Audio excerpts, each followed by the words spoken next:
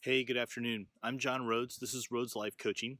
And every once in a while, I come across a topic or think of an idea that I really want to share with everybody because it's something that is useful and practical on a daily basis. This one in particular happens to be one of the cornerstones of what coaching is. In fact, the International Coaching Federation that I'm certified through tests based on the ability to demonstrate this skill at a level to be certified as a coach. If you want to have better communication with your employees, with your children, with your partner, with your parents, being able to ask open ended questions creates a different dynamic in how we speak to each other. And the reason for that is that typically an open ended question offers more than one possibility of an answer. When we communicate with folks, we try to do things as quickly as possible to get to the end of the conversation and collect the data we need and then move on. Frequently, then we ask very closed end questions. That means that there's only one or two answers, yes or no. And by doing that, we limit the ability to have the conversation go where it needs to in order to find out as many things as possible.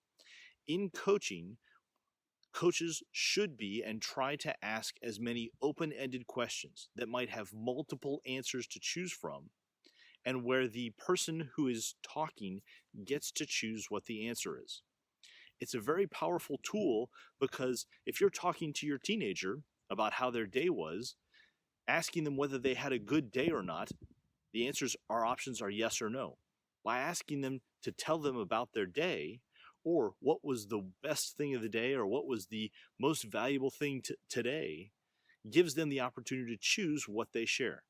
Now, whether they choose to share something important or not is up to them, but it allows there to be a dialogue to then ask further questions.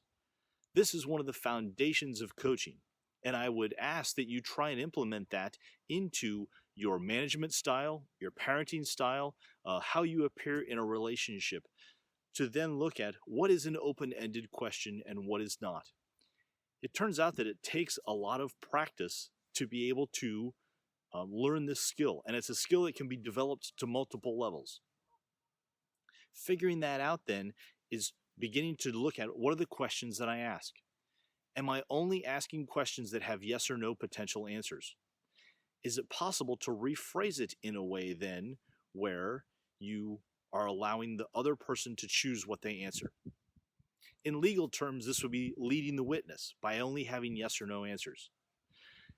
Figuring out then, how do I ask an open-ended question is itself an open-ended question. If I didn't know what the answer was, what would it be is also an open-ended question. Take some time and think about this week. Try and figure out and at least observe, do I ask generally open-ended questions, or are most of my questions closed-ended? Beginning to practice of phrasing the words and the question itself to allow for the person to answer their own answer creates an opportunity to then follow up on more inquiries, a deeper dive into the conversation, and hopefully a more meaningful conversation, resulting in more powerful responses and depth. I'd be happy to continue this conversation and ask you more open-ended questions about how this works. Please feel free to comment below. I'm John Rhoads. This is Rhoads Life Coaching. I hope you're able to find purpose and meaning in your daily life.